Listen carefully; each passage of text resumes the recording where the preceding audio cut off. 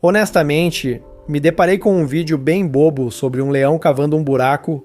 O autor afirmava que o leão estava cavando sua própria cova. As pessoas realmente acreditaram no vídeo? Eles só desenterravam um javali, mas esse vídeo bobo me fez pensar. E se os animais realmente se preparam para morrer? Só achei dados sobre insetos, mas tudo aqui é interessante. No duro e quase invisível mundo das colônias de formigas, onde milhões de indivíduos trabalham como um único organismo vivo, o sacrifício é muito mais frequente do que você imagina. As formigas adultas morrem constantemente. Algumas morrem defendendo o ninho, outras durante perigosas saídas em busca de alimento, outras simplesmente morrem de fome para que a rainha e as larvas possam se alimentar. Trata-se da espécie Temnothorax unifasciatus. Não sei porque estou te dizendo o nome dessa espécie, mas é que estou acostumado a falar. Resumindo, são formigas amarelas minúsculas que podem ser encontradas nos prados europeus e até mesmo nas florestas da América do Norte. Vivem em ninhos muito frágeis dentro de bolotas ou pedaços de galhos. Uma colônia desse tipo tem entre 50 e 300 indivíduos e isso é importante. Com um tamanho assim, um único surto de doença, um único agente infeccioso, pode destruir toda a colônia em apenas alguns dias. Eu não entendo, eles têm tantas profissões, até mesmo tampadores de buracos. Existe até um simples barril, uma formiga barril, que simplesmente fica pendurada e armazena líquido, mas ninguém pensou em inventar um médico. No fim das contas, as formigas estão bem distantes dos primatas. Aqui te damos barro, aqui excrementos. Cientistas observaram formigas Temnothorax unifasciatus em várias situações. Algumas morriam por infecção fúngica, outras estavam saudáveis, mas tinham a vida muito reduzida pela exposição ao ar com 95% de dióxido de carbono. Outras morriam espontaneamente, sem causa aparente, em colônias de laboratório. E o surpreendente é que todas se comportavam da mesma maneira, dias ou até mesmo horas antes de morrer. Essas formigas começavam a se isolar, abandonavam o ninho voluntariamente e cortavam todo o contato social. Isso acontecia independentemente de estarem realmente infectadas ou não. Comunidades animais facilitam a propagação de infecções devido ao contato próximo e interação constante. Portanto, é lógico supor que essas espécies possuam mecanismos para reduzir o risco de contágio entre membros do grupo. Se a morte geralmente está relacionada à doença, abandonar a colônia e morrer sozinho se torna uma forma eficaz de proteger os familiares. Foi exatamente o que os pesquisadores viram. O comportamento das formigas indica que elas agem de forma altruísta, ou seja, se sacrificam conscientemente pelo bem da colônia. E elas não são apenas vítimas da manipulação do patógeno. Para esse tipo de comportamento, foi até cunhado um termo específico: autoeliminação altruísta. Em 2024 a 2025, os cientistas descobriram algo ainda mais estranho. As minúsculas larvas doentes das formigas saem sozinhas do ninho para morrer em solidão. Por quê? Para evitar o contágio das operárias e principalmente da rainha? Vale destacar que essas ações não são irrefletidas. Eram filhotes que escolhiam deliberadamente a morte para que a colônia sobrevivesse. Isso foi descoberto em laboratório. Os pesquisadores infectaram um pequeno número de larvas com o fungo Metargitium broneum. Trata-se de um fungo entomopatogênico, ou seja, um fungo que ataca especificamente os insetos. É mortal e transforma as formigas em fábricas de esporos verdes que depois infectam tudo ao redor. Na verdade, é uma sentença de morte, e as larvas, a julgar pelo seu comportamento, entendiam essa sentença. Entre 24 e 48 horas após a infecção, as larvas infectadas começavam a sair da câmara de criação. Quente e úmido, o lugar onde normalmente ficam os ovos e as crias era deslocado para a saída do ninho ou até mesmo acabava do lado de fora, no chão frio. Normalmente, as formigas operárias adultas quase nunca levam as larvas saudáveis para essas condições. Não se tratava de uma queda acidental, as larvas saudáveis nunca deixam a câmara das doentes. Ao contrário, rastejavam ativamente sozinhas, mesmo com as últimas forças no isolamento. Elas morriam rapidamente, pois o microclima frio e seco desacelera muito o crescimento do fungo e impede a formação de esporos no ninho. Não, as formigas operárias adultas não removiam antecipadamente, apenas retiravam os cadáveres após a morte, como fazem com qualquer indivíduo morto. Em certos experimentos, a saída do ninho foi bloqueada de propósito. Mesmo assim, As larvas infectadas tentavam sair e morriam acumuladas na barreira. Isso é uma prova direta de que tentavam se isolar intencionalmente. Como resultado, nas colônias onde as larvas doentes podiam desaparecer por conta própria, a sobrevivência das crias restantes e dos indivíduos adultos superava 90%, e naquelas em que não era permitido que elas abandonassem o ninho, a mortalidade da colônia chegava a quase 100% em apenas 2 semanas, já que o fungo se... Então, acontece que uma única larva infectada, sacrificando-se, é capaz de salvar 200 ou 300 de suas congêneres e a única rainha reprodutora. Depois, chegam as aranhas com sua teia pós-morte, as efêmeras dançando sua morte, as abelhas com seu serviço sanitário e a morte azul brilhante. Mas as formigas são uma história à parte. E o mais estranho, o mais difícil e o mais interessante dessas regras da morte começa justamente com elas.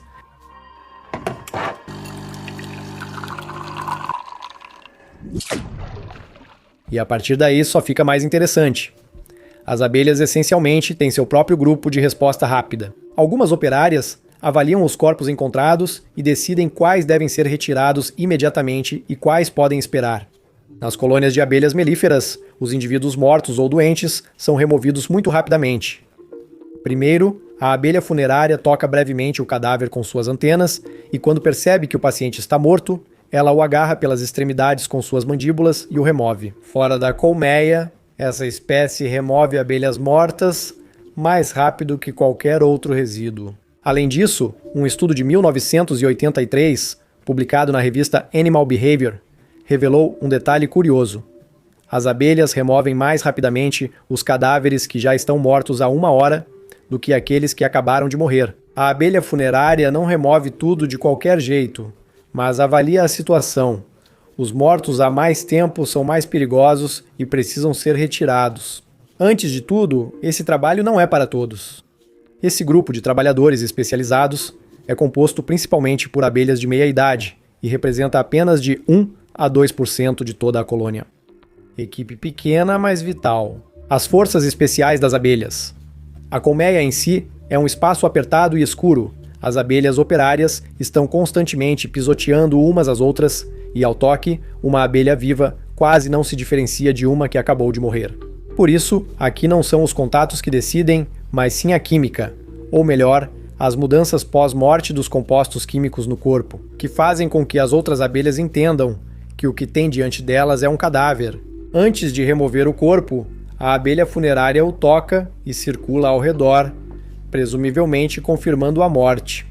Depois, as mandíbulas prendem a abelha e a funerária voa para descartá-la longe da colônia. As abelhas mortas geralmente são removidas da colmeia dentro de 1 hora após serem descobertas. No entanto, outros objetos, como lascas de madeira, pedaços de plantas ou lixo comum, podem permanecer dentro da colmeia por muito mais tempo. A distribuição também é interessante. A limpeza dos cadáveres era feita principalmente pelas abelhas de meia idade, enquanto a limpeza do ninho podia ser confiada a qualquer uma. Parece que qualquer um pode fazer isso. A existência desse serviço especial para as abelhas é uma questão de sobrevivência, porque em uma colônia saudável, dependendo do seu tamanho, morrem entre 800 e 1.200 indivíduos por dia. De modo geral, pode-se dizer que são aproximadamente 1.000 abelhas por dia, e isso na verdade é lógico. A abelha operária vive só 4 a 6 semanas, pois se desgasta rápido ao voar, trabalhar e morrer quase simultaneamente. A rainha deposita de 1.000 a 3.000 ovos diariamente sem interrupção. Se as abelhas não morressem em tal quantidade todos os dias, simplesmente não haveria espaço livre na colmeia. Mas é preciso se livrar de todos esses cadáveres. Se nada fosse retirado por 5 dias, haveria cerca de 5.000 abelhas mortas na colmeia, embora fossem um pouco menos, já que nem todas morrem lá dentro. Mesmo assim, os números impressionam. Já que falamos de insetos sazonais, vamos citar as efêmeras. Insetos famosos pela vida adulta muito curta e aparições em massa, as efêmeras no verão vivem só algumas horas como adultas aladas. Em algumas espécies, os machos vivem um pouco mais, o suficiente para participar de voos nupciais durante 2 dias seguidos. As fêmeas com ovos formados podem viver o bastante para acasalar em qualquer um desses 2 dias. Em geral, é literalmente uma questão de horas, Ao entardecer, os machos adultos se reúnem sobre a água e iniciam o voo nupcial. Também chamado de dança, eles voam contra o vento, sobem, descem e repetem o movimento. As fêmeas rapidamente se unem ao enxame, acompanhando seu movimento. O macho se aproxima da fêmea por baixo e atrás, segurando-a pelo peito com as patas dianteiras alongadas. Tudo acontece no ar. O acasalamento se completa em voo, depois a fêmea põe os ovos e morre quase imediatamente. As efêmeras são rebeldes, têm filhos depois de se encontrarem em uma rave e morrem imediatamente, mas até esse momento, as efêmeras vivem uma vida completamente diferente. Passam a maior parte do tempo na água em forma de ninfas, ou seja, larvas aquáticas. Elas são especialmente comuns no norte da bacia do rio Mississippi e nos grandes lagos.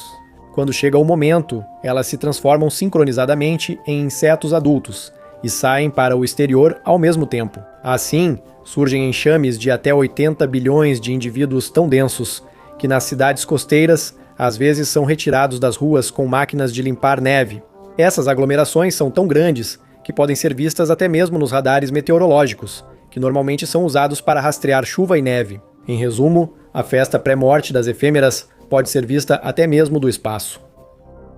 Pode acreditar, é visível não só na América do Norte, mas também na Europa, como na Espanha. A dança, o acasalamento, a postura dos ovos e a morte, tudo isso acontece em poucas horas da vida adulta. Aliás, existe um sinal bastante assustador e ao mesmo tempo evidente de que a aranha está prestes a morrer. Antes de morrer, ela começa a tecer uma teia estranha. Ela é irregular, com rupturas, inclinações e erros geométricos. Se não for intencional, a aranha não quer marcar simbolicamente nem pedir socorro. Simplesmente, nesse momento, ela já acumulou tantos danos internos que fisicamente não consegue mais tecer a teia como antes. Isso foi comprovado com a aranha tecelã Psychiella chaisnotata.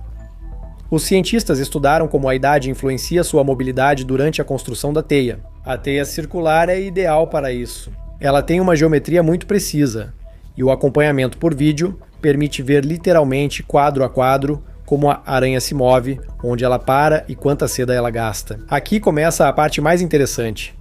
Nem a idade cronológica, nem o tempo de vida afetam sozinhos a mobilidade da aranha. Ou seja, uma aranha velha não necessariamente se move pior só por ser velha, mas à medida que o tempo até a morte diminuía, o cenário mudava drasticamente.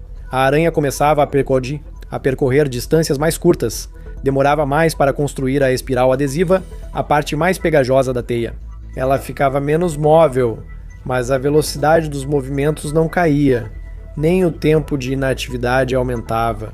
Ela só fazia menos coisas, não ficava lenta. Foi descoberto que isso estava ligado à seda. Aranhas com menos tempo de vida tinham menos fio para criar teias.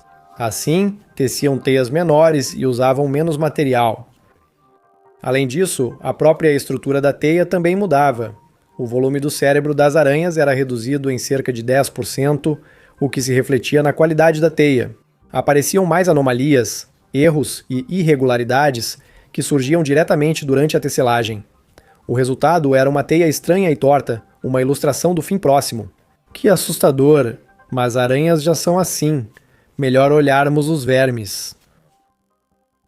Observar como os vermes morrem não parece muito emocionante por si só. É meio como assistir tinta secar. Tudo muda ao descobrir que, após a morte, eles brilham com uma luz azul. Foi exatamente isso que um grupo de biólogos observou enquanto trabalhava com o minúsculo verme nematóide Caenorhabditis elegans. Depois que começa a morrer, uma chamada onda azul da morte percorre o corpo do verme por cerca de 6 horas. Sim, como a tela da morte, só que é uma onda que se propaga de célula em célula até que a vida abandone completamente o organismo. É uma oportunidade única de ver como a morte se move dentro de um ser vivo. A essência do processo é que a morte realmente se propaga. A morte de uma célula desencadeia a destruição da vizinha, gerando reação em cadeia em Caenorhabditis elegans. Essa morte celular está ligada a uma onda de íons de cálcio que atravessa o corpo do verme de frente a trás. O que ocorre? A célula ativa mecanismos que destroem suas estruturas. O brilho azul só é visível sob luz ultravioleta. Está ligado ao ácido antranílico, composto orgânico presente nos pequenos grânulos que revestem o intestino do verme. Enquanto o verme vive, os grânulos ficam intactos, mas com a morte eles se rompem. O ácido antranílico sai para o meio com um nível de pH mais baixo, ou seja, para um meio mais ácido. Devido a isso, seu brilho natural se intensifica drasticamente e, como resultado, aparece um clarão azul que segue imediatamente a onda de cálcio. Os cientistas chamam esse clarão de marcador da morte. Esse brilho foi denominado fluorescência mortal. Com a morte das células do verme, a luz fica cada vez mais intensa. Ela atinge sua intensidade máxima exatamente no momento da morte do organismo e depois desaparece rapidamente. Que bonito! Combinaria com as efêmeras na rave antes de morrerem? Imagine a cena. Um dia ensolarado de verão, o sol brilhando, as flores balançando ao vento, e então um zangão pousa no chão bem na sua frente.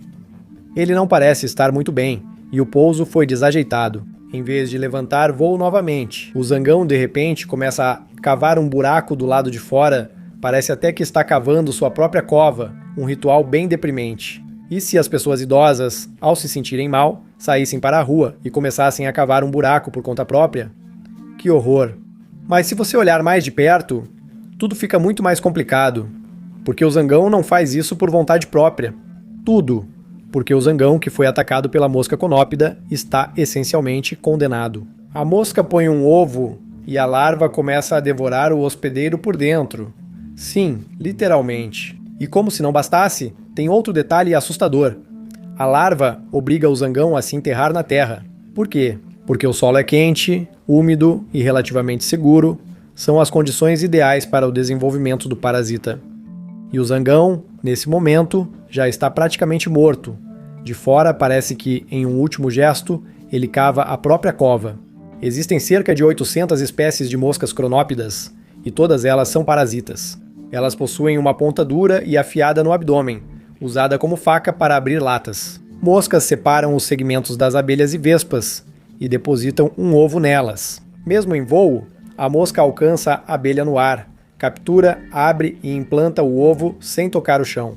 Depois, o temporizador é ativado. A larva leva cerca de 2 semanas para matar o hospedeiro, sugando nutrientes dos fluidos e depois devorando os tecidos. Depois disso, ela se transforma em crisálida e se torna uma mosca adulta. E sim, a ideia de um inseto que tem consciência da morte e se enterra sozinho soa muito forte e quase simbólica. Mas é claro, isso não acontece. Cavar exige força, e um inseto moribundo já não tem forças. Para um inseto solitário, não importa onde morrer.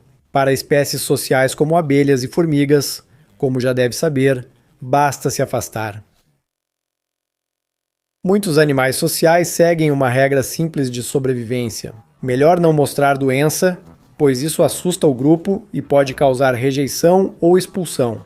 Mas nas formigas, tudo funciona ao contrário, especialmente nas crisálidas das formigas. Quando enfrentam uma infecção da qual certamente não vão sobreviver, elas não escondem o problema. Elas emitem um sinal químico de alarme avisando a colônia do perigo mortal. Para elas, sou uma ameaça. Quando as operárias percebem o sinal, abrem o casulo da crisálida infectada, fazem cortes e aplicam ácido fórmico. Essa substância é um agente antimicrobiano natural, ou seja, uma substância química que mata bactérias e fungos. Esse tratamento destrói os patógenos que se multiplicam dentro da crisálida, mas há um preço evidente. A própria crisálida também morre.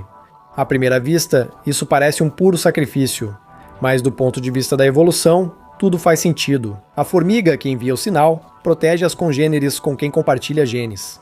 Ao alertar sobre uma infecção mortal, os doentes incuráveis ajudam a colônia a sobreviver, manter-se saudável e criar novas colônias. Isso significa que os genes dessa formiga são transmitidos de qualquer forma, mesmo que de forma indireta. Sem esse sistema de alerta precoce, a formiga moribunda poderia se tornar uma fonte de infecção em massa e colocar em risco toda a colônia. Essencialmente, as larvas e as pupas apresentam o mesmo comportamento que já vimos nas formigas adultas e velhas. As crias não conseguem sair da colônia sozinhas, pois não conseguem se mover, exigindo uma solução.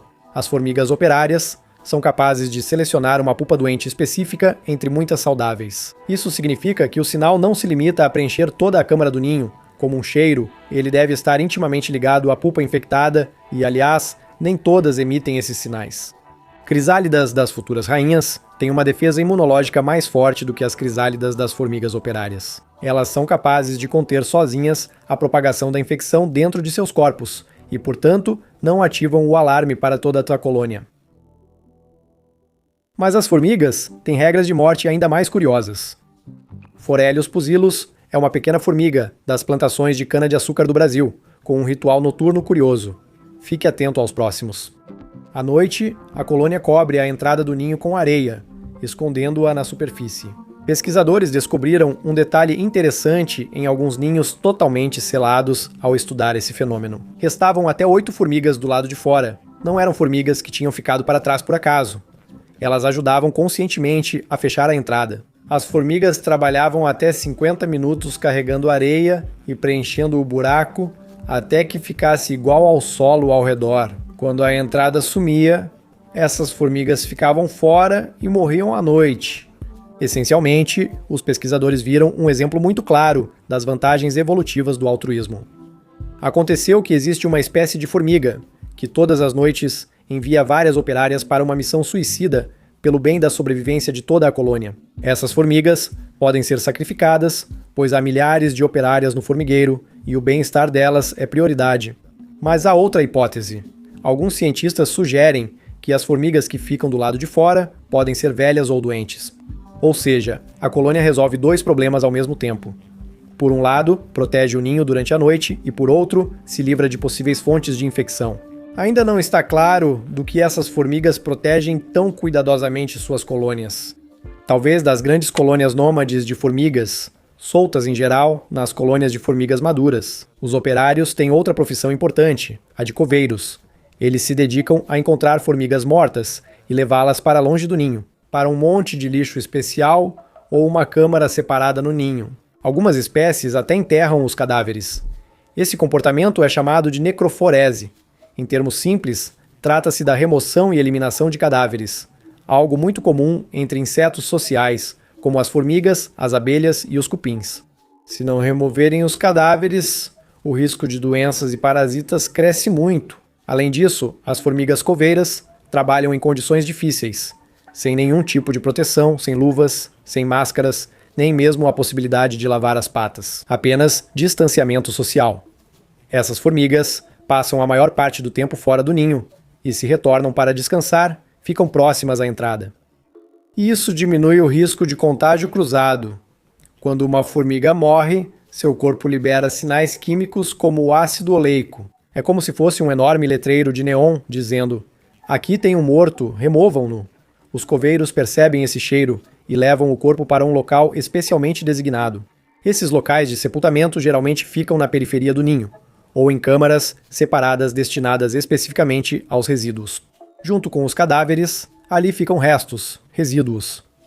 Um lugar nada agradável para trabalhar, mas, como se costuma dizer, todas as profissões são essenciais. Aliás, eu disse que algumas espécies de formigas abandonam a colônia antes de morrer, mas o comportamento depende muito da espécie e do tamanho da colônia. Se a colônia é pequena e cada indivíduo conta, há muito em jogo, então as formigas vão embora por conta própria. Mas quando a colônia é enorme, com milhares ou até milhões de indivíduos, o risco já não parece tão crítico. Contrate um coveiro. Aliás, você sabia que nas colônias de formigas jovens recém-formadas, várias rainhas são formadas ao mesmo tempo? Eu não sabia disso até hoje. Com o tempo, quando há mais operárias e a colônia cresce, as rainhas excedentes são mortas ou expulsas até que reste apenas uma. Mas então, por que começar com várias? Acontece que várias rainhas no início aceleram o desenvolvimento da colônia, produzem operárias mais rapidamente e as chances de sobrevivência na fase inicial aumentam consideravelmente. Nas colônias recém-formadas de formigas negras de jardim, sem operárias, as rainhas assumem tarefas das formigas comuns. E se uma cofundadora morrer, a rainha sobrevivente não ignora o cadáver. Ela literalmente enterra a segunda rainha. Ou seja, morde o cadáver em pedaços e depois enterra esses fragmentos no solo. É possível que depois ela faça um breve discurso triste. Geralmente, ao pensarmos nas rainhas das formigas, imaginamos uma monarca protegida no fundo do ninho, quase sem fazer nada. Mas parece que, em caso de necessidade, as rainhas são perfeitamente capazes de realizar tarefas sujas, arriscadas e desagradáveis. Porque as rainhas são realmente impressionantes. E também porque, ao se livrar do indivíduo morto, a rainha que sobra reduz a probabilidade de sua própria morte em cerca de 7 vezes. Qualquer um faria isso com uma pá. Deixe seu like, até logo!